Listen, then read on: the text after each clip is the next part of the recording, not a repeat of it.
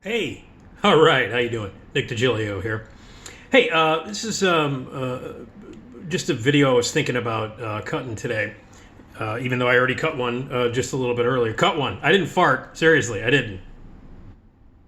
Anyway, so there's another video that I'm cutting right now that's going to be posted here on my YouTube channel. Subscribe to my YouTube channel. Tell your friends and neighbors and even people you hate. I had a video that I posted just a little while ago about the China Syndrome. Great movie. Check out the video and tell your friends. But I was thinking that movie, the China Syndrome, doesn't have a music score. There's no score, and there's only one song that they use on the soundtrack.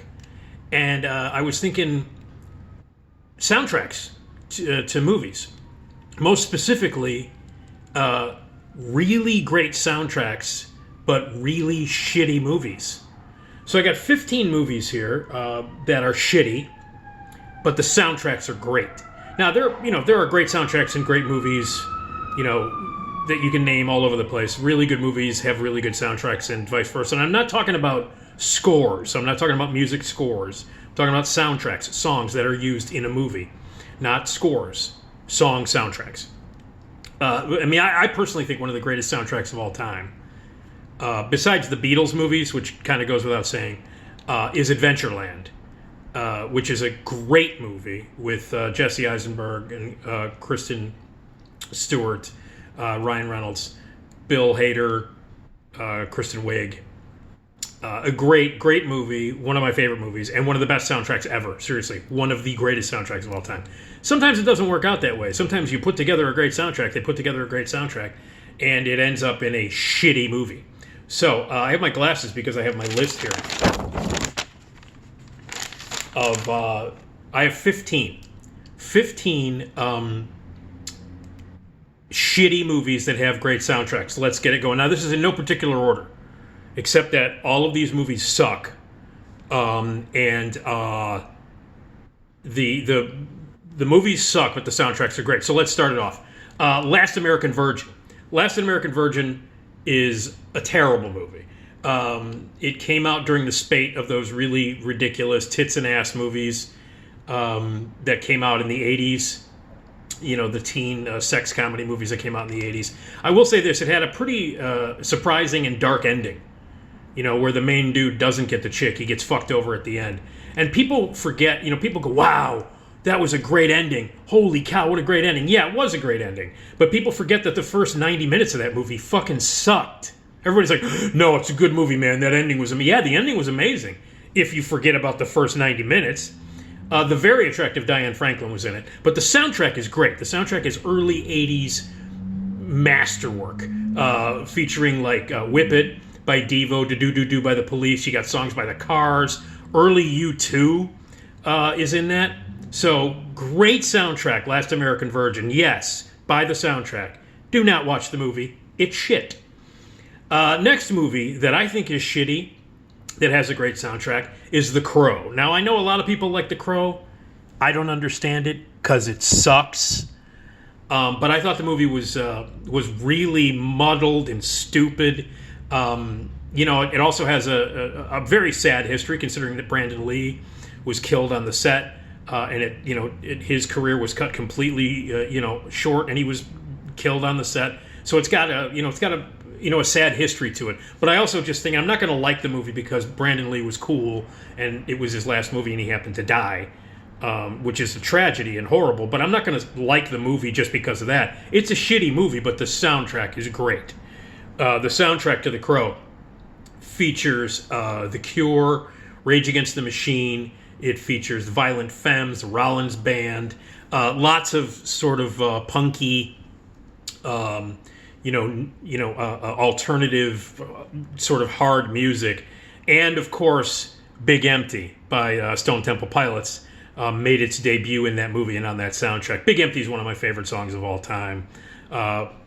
By anybody, not just Stone Temple Pilots, but I love that song. Big Empty is one of the greatest songs of the 90s, and I first heard it when I was seeing The Crow for the first time. It was playing on a car radio in one of the scenes, and I remember hearing it going, wow, that's a cool song. I think that's STP.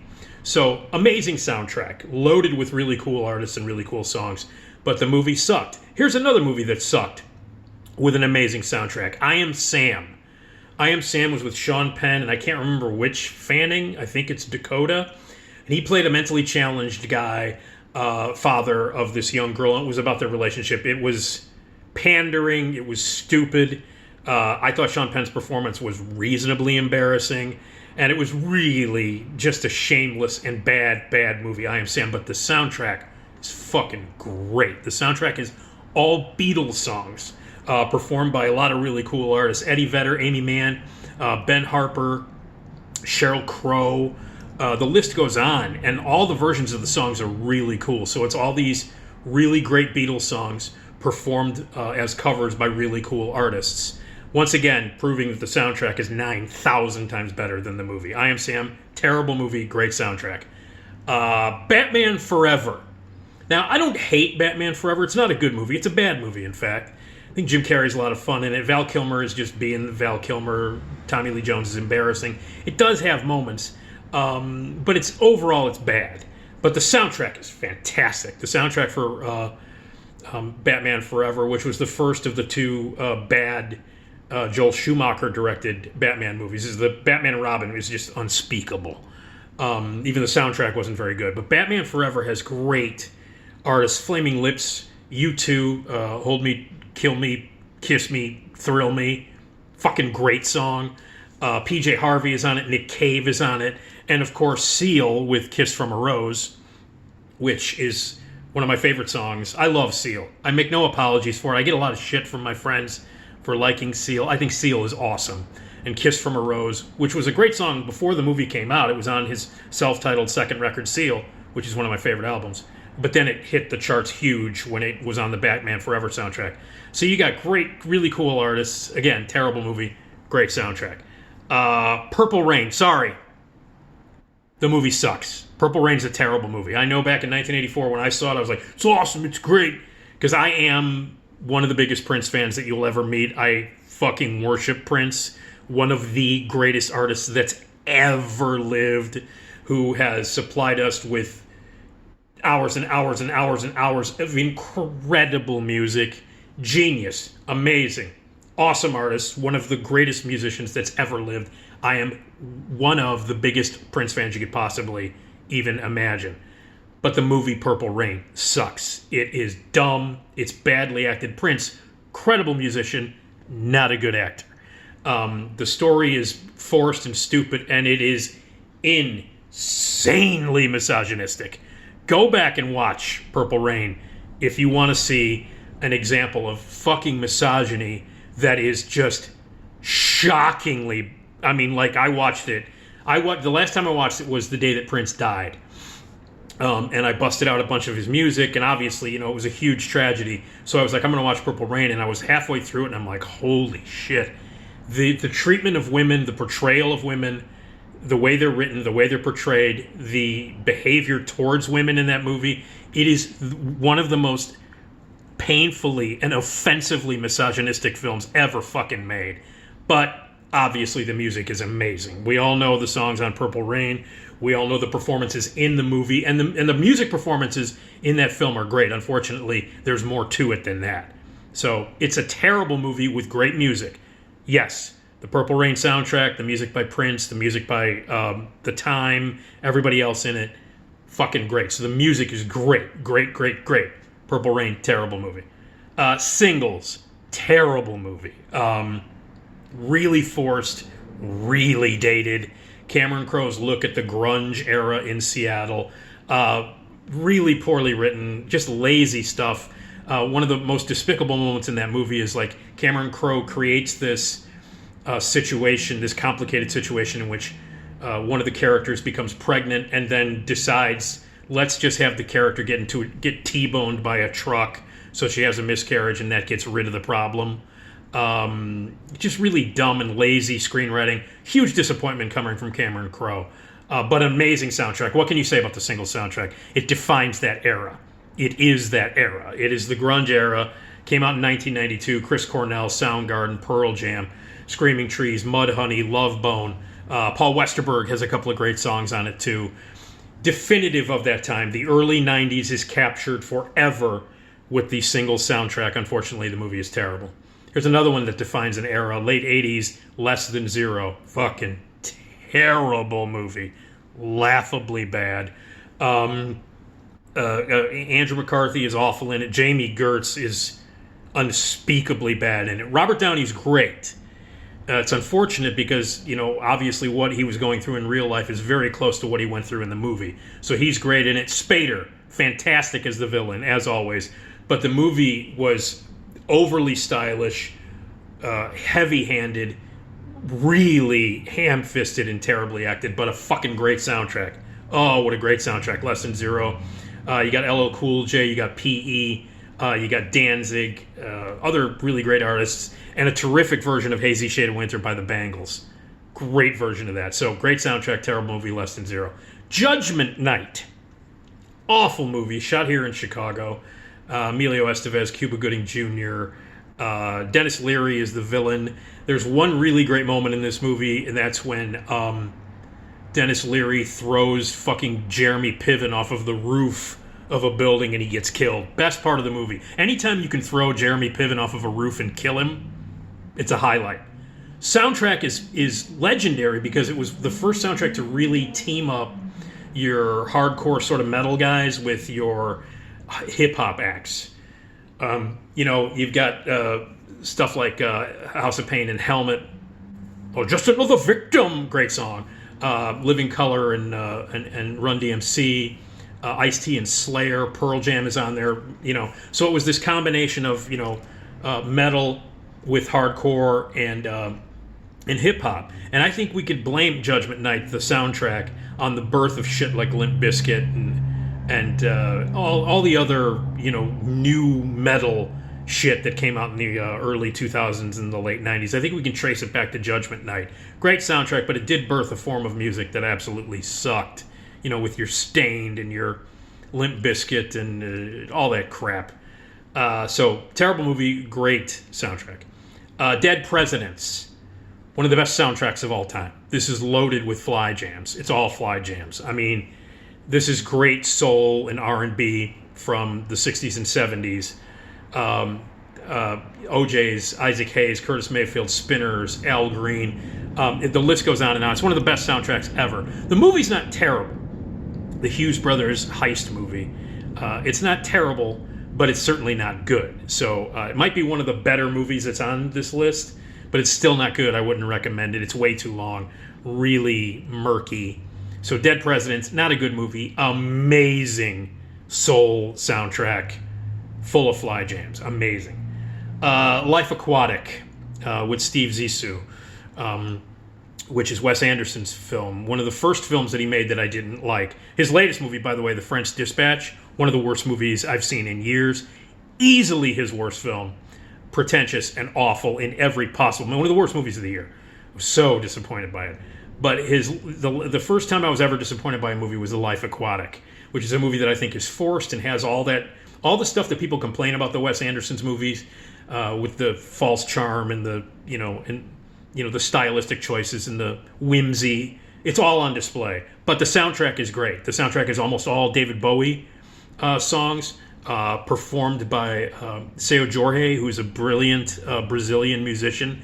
And he kind of plays, he's the guy, the troubadour in the movie, who kind of shows up and sings the David Bowie songs and different versions of David Bowie songs. So it's all Bowie songs performed by a great Brazilian artist. So, Life Aquatic, not good. Movie, great soundtrack. Last Action Hero, a really missed opportunity. Not nearly as funny as it should have been. It's the Arnold Schwarzenegger comedy that was a parody and a satire of the kind of movies that Arnold Schwarzenegger makes, the big crazy action movies.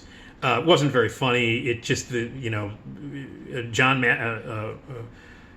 what's his name, John McTiernan, the director, not a real strong comedy director, and it just seemed obvious and forced, and it just didn't work. But the soundtrack is great. It's all sort of like late 80s, early 90s kind of hair metal and hard rock. But Fishbone is on it, Queensryche is on it, Megadeth is on it. So the soundtrack to Last Action Hero is great. Movie was a misfire all the way.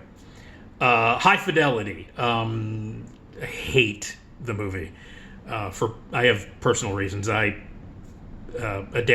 co-adapted, and directed a version of High Fidelity for the stage in Chicago called the Vinyl Shop. We beat Cusack and those guys to it by about a year and a half or so. So I couldn't be objective about it, but the movie sucks. But the soundtrack is great. I mean, you would hope that a movie about the obsession of music would be great. 13th Floor Elevators are on it. Elvis Costello, The Kinks, Dylan, The Jam. Great soundtrack. The Beta Band, which is my favorite scene in the movie because my friend Matt O'Neill is in that scene. Hey, who is this? It's the Beta Band. That whole scene, because Matt O'Neill originated Barry on stage in our production, and then Jack Black got the part, even though my friend Matt was up for it and didn't get it, which is bullshit. We did a better job on stage than Cusack did in his little movie. So, terrible movie, great soundtrack. Star is Born, the 1976 version with Barbra Streisand and Chris Christopherson. Now, it's not a good movie, but I love it. But it's not a good movie. I just happened to have grown up watching that movie. Came out in 1976. My mom was obsessed with it. I saw it in the theater 4 or 5 times. The soundtrack was constantly playing in my house when I was growing up. I love it. The music, most of the music and the songs are by the great Paul Williams, one of the greatest songwriters ever. And so many classic songs on it. The whole last 10 minutes of the movie, which is With One More Look at You and Watch Closely Now, Hellacious Acres, Woman in the Moon. So many. I mean, it's just a great soundtrack. Barbra Streisand sings her ass off in it. I love every song on it. The Barbra Streisand songs, Chris Christopherson songs. And again, Paul Williams, evergreen, obviously, please, a classic. But there are so many other amazing songs on that soundtrack. Yeah, the movie is stupid. The movie is corny. The movie is shitty. It's too long. Barbra Streisand took complete creative control of it. Her hairdresser husband, John Peters, produced it, by the way. Bradley Cooper plays him in Licorice Pizza. Phenomenal. But I still love the movie. I don't care. I know it's a piece of shit, but it's one of those movies that I absolutely love.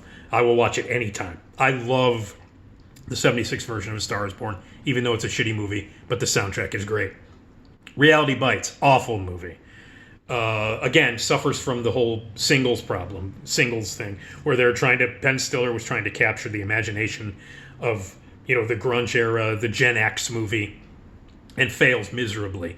The main characters of the movie were so despicable and unlikable. I hated Ethan Hawke so much in that movie. His character, I wanted to punch him right in the fucking mouth. Winona Ryder was annoying. Janine Garofalo, Steve Zahn. The only character that I actually sided with in the movie was supposed to be the bad guy, and that was Ben Stiller, who was playing the corporate MTV guy. He was the only guy that wasn't annoying and a dick in the movie. I wanted to punch it. Oh, God. Hated it. It did not represent my generation. That is my generation. It did not represent it, but the soundtrack is great. Obviously the Knack, My Sharona, that annoying scene in the movie where they're dancing around in the gas station. But that's a great song. Some of the other great stuff that's on it. Dinosaur Jr. is on the soundtrack. World Party is on the soundtrack. U2 is on the soundtrack. Squeeze is on the soundtrack. Lisa Loeb, even the Lisa Loeb, the Stay song by Lisa Loeb. I like that song. So, Reality Bites, fucking terrible movie, an insult to anybody who was part of Generation X. Awful, ridiculous characters, terrible, great soundtrack. And then finally, FM from 1978. Awful movie. Terrible movie about an FM radio station. Martin Mull, Eileen Brennan were in it, and it had performances by a lot of musicians in the movie as well. It's an awful movie, but the soundtrack is great, and the soundtrack is very representative of that period of late 70s, AOR rock, FM radio, the stuff that they were playing on the radio, the popular stuff. I remember the soundtrack was massively popular, and everybody loved it. Fucking movie was terrible. Awful movie. But Tom Petty, Linda Ronstadt, Doobie Brothers, Queen, Bob Seger, and of course the Dan, Steely Dan. A few Steely Dan songs are on the soundtrack, and of course the title track, FM, by the Dan, is a great song, phenomenal song. And I love the Steely Dan. I worship Steely Dan, one of the greatest duos and acts bands ever in the history of music. And so, yeah, FM the song, the soundtrack, great. Terrible movie. So that's the list. 15 shitty movies with great soundtracks. Last American Virgin, The Crow, I Am Sam, Batman Forever, Purple Rain, Singles, Less Than Zero, Judgment Night, Dead Presidents, Life Aquatic with Steve Zissou, The Last Action Hero, High Fidelity, Star is Born, Reality Bites, FM. All terrible movies, all great soundtracks. Bit of a dichotomy there. But yeah, that's it. That's the deal. So am I missing any? Any movies that have really great soundtracks but were terrible movies? Those are 15 of them. If you agree or disagree, cool. You want to leave your comments, please do. Terrible movies with great soundtracks, and I will talk more. My next video, I'll probably be cutting it tomorrow, and it'll be all about my thoughts on Steven Spielberg and ranking his movies before West Side Story is released. So there you go. Enjoy the veal, and thanks for stopping.